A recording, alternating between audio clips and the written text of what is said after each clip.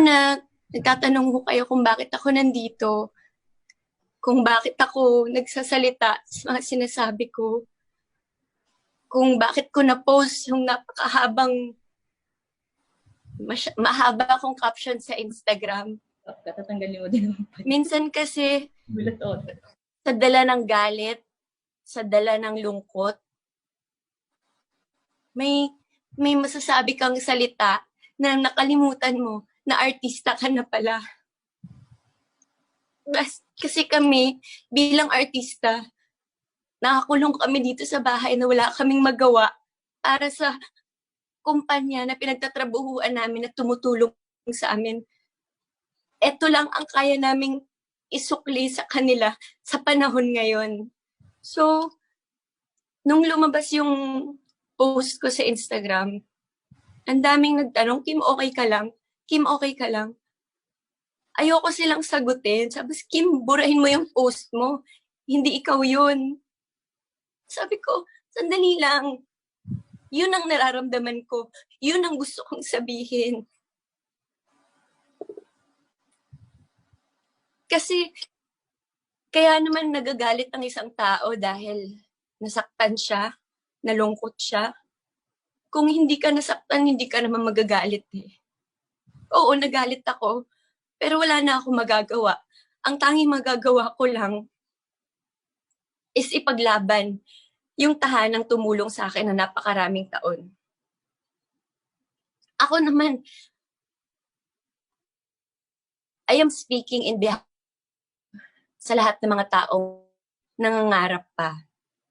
Kasi ako, ordinaryong tao lang ako sa Cebu. Dati, nangarap lang ako na gusto ko balang araw makita ko yung sarili ko sa telebisyon. Gusto ko balang araw maahon ko yung pamilya ko sa hirap. So, nilagyan ko ng pangarap yung sarili ko na dahil sa istasyon na yon, may posibleng matutulungan ko yung pamilya ko. May posibilidad na makakaalis kami sa maliit na kwarto na yun, may aahon ko sila. So what more kung sa dami-dami ng Pilipino na nangangarap, sa dami ng ordinaryong tao na nangangarap, na parang tinanggalan nyo sila ng pag-asa. Dahil maraming platform ang ABS, meron tayong, kahit sa pinakabata, The Voice Kids, Mini Miss You, hanggang sa pinakamatanda, kakanta sila sa tawag ng tanghalan, 40 to 60 years old. Simula bata hanggang matanda, may platform ang ABS para tulungan ang ordinaryong tao. So, bakit nyo tatanggalan ng pangarap at pag-asa ang isang tao? Bakit nyo tatanggalan ng platform ang tao na gusto ko sumali sa ganito dahil kapag nanalo ako, baka mapagamot ko yung lola ko. Gusto ko sumali dun sa contest na yun dahil kapag kung hindi man ako nanalo, may consolation prize ako. Pwede kong ipambili ng masarap na pagkain at mag-iiwan yun ng ngiti na, uy, nakita niyo ako sa TV. Yung saya ng bawat Pilipino na kahit maliit lang, pinagkaitan niyo sila ng saya sa panahon na to. Bakit niyo tatanggalan ng platform ang mga ordinaryong tao? Kahit nga ordinaryong tao na nasa probinsya, pwede mag-audition gamit lang ang internet para lang maabot sila. Para makakanta sa tawag ng tanghalan. Yung mga ganun. Yung mga simpleng bagay, simpleng pangarap, na kumpara sa ibang tao simple, pero para sa taong yun, isang bagay na yun na hindi niya makakalimutan buong buhay niya. So, bakit niyo sila lilimitahan? I'm not saying na walang ibang channel na pwedeng salihan ng mga pa-contest ang mga ordinaryong tao. Pero kung mas maraming channel, mas maraming mabibigyan ng pagkakataon.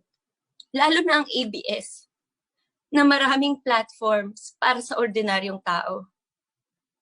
Kaya kayo mga basher, mga trolls, kung masasakit na salita yung sinasabi niyo sa amin, hindi kami nakagraduate, mag-artista na lang kami, wala akong pakialam. Dahil sa trabaho kong to, napatapos ko ng pag-aaral yung 4 na kapatid ko. Naalis ko sila dun sa bahay na maliit na nagsisiksikan kami. Kung nagawa ko, magagawa din yun ng ibang tao sa tulong ng ABS-CBN. Kaya sa NTC, dumudulog kami sa inyo na sana bawiin nyo na yung cease and desist order.